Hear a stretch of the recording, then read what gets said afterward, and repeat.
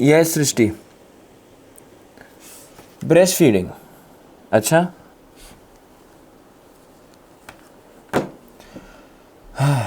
Here we go.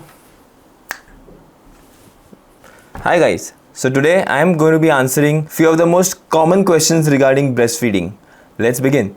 Hi doctor, my milk does not seem to be enough for the baby because he's crying all the time. What should I do?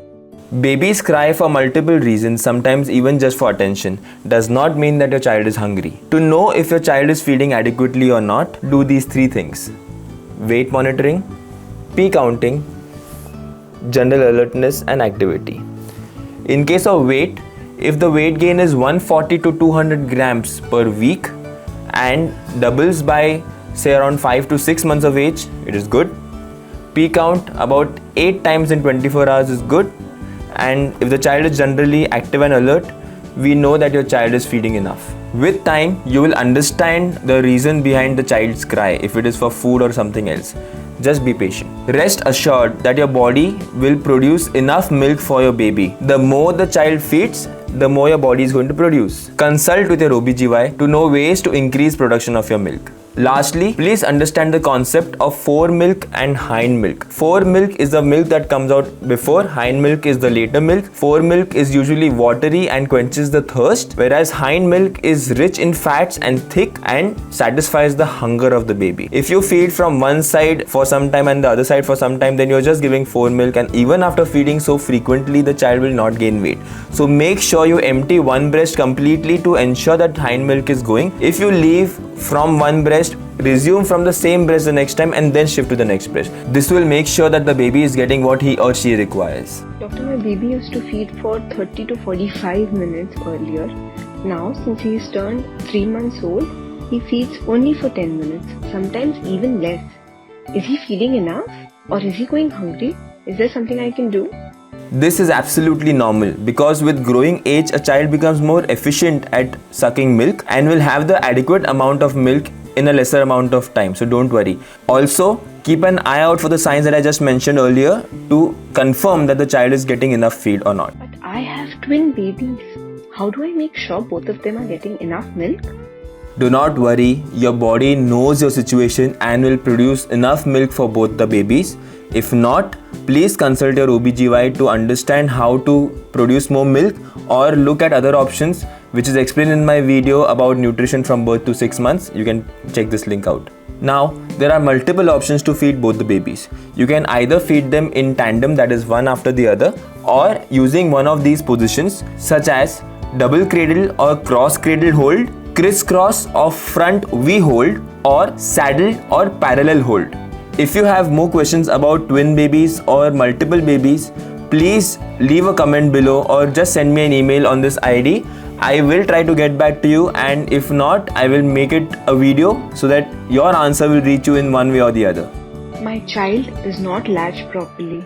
What can I do? So the proper latching technique needs to be followed, wherein the child's mouth is covering the lower part of the areola, which is the dark area around the nipple. The chin is pressing up against the breast and the lower lip is everted. You can look at the image to understand what I mean. To initiate a proper latch, try touching your nipple to the palate of the child's mouth. Normally the baby should be able to latch properly with a little bit of practice. In the initial days, the nurses and the doctors at the hospital where you have delivered will definitely help you out. If not, please don't hesitate to ask for help. And if for whatever reason after going back home your child is not latching properly, please visit back to the hospital or to your pediatrician for guidance and proper training as to how latching has to be done, so that we avoid any problems in the future. Also, this might be a sign of an underlying disease that can be picked up by the doctor.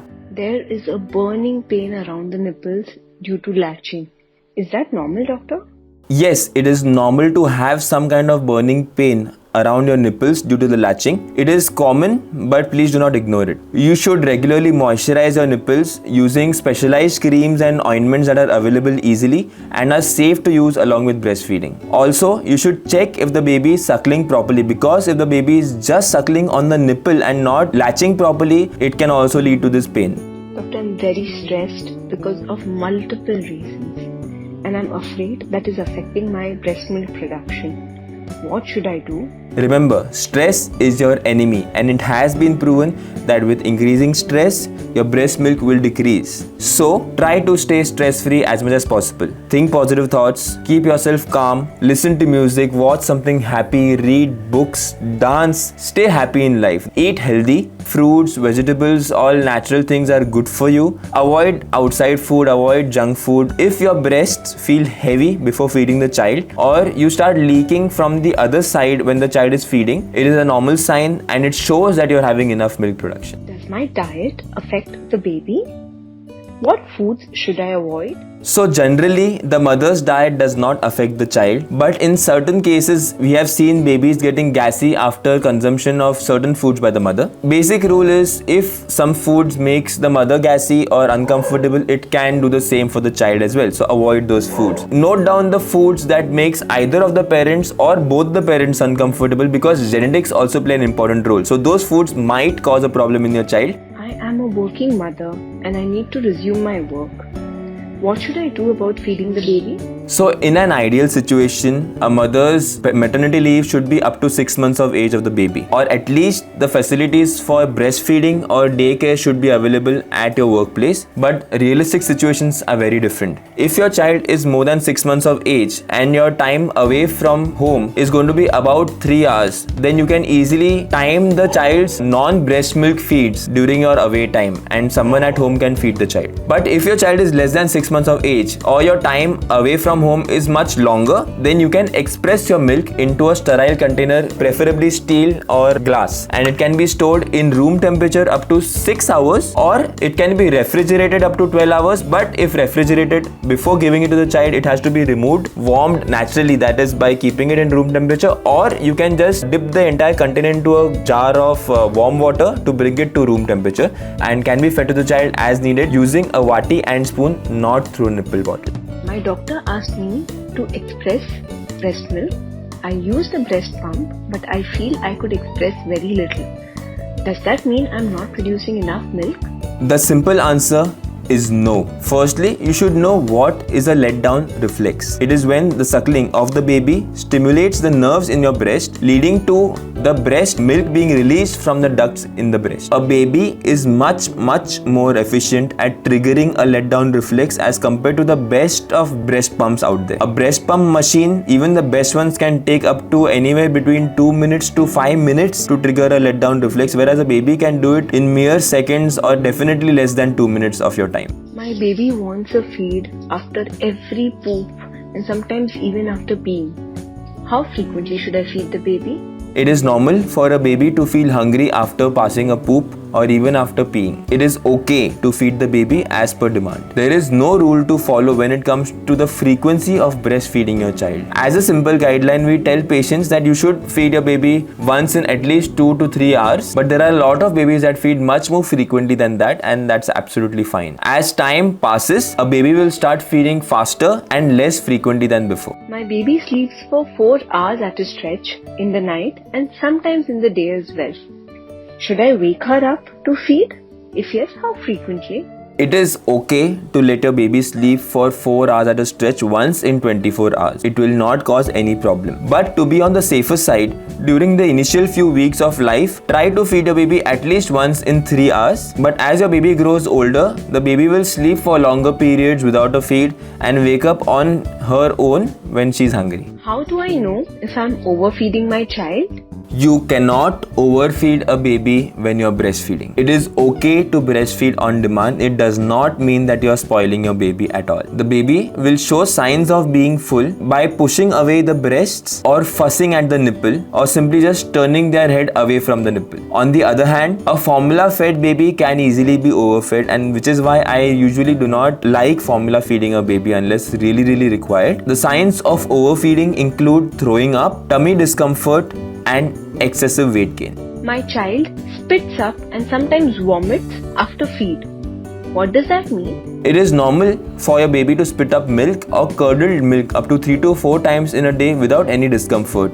It will usually come up with a burp and without any extra effort by the baby. This happens because of the failure of the lower esophageal sphincter from completely closing, causing the reflux. It is mainly due to the smaller size of the baby's stomach and immaturity of the sphincter. It will improve with age by about 4 to 5 months of age. These babies need no medication, and proper burping and keeping the baby in an upright position for about 10 to 15 minutes post feeding definitely helps. But if your baby vomits very frequently and forcefully and you see that the baby is in visible discomfort, please visit your pediatrician for a checkup and treatment of the same. Can I use a bottle to feed my baby? Even though it's a personal choice, as a doctor and as a friend, I will advise you against it. The main reasons being it can cause nipple confusion, infections, colic and overfeeding. Can I introduce cow's milk to the baby? Cow's milk, or in fact animal milk, should not be introduced in a baby till at least 1 year of age. Even after that, it should be in a lesser quantity and food should be the primary focus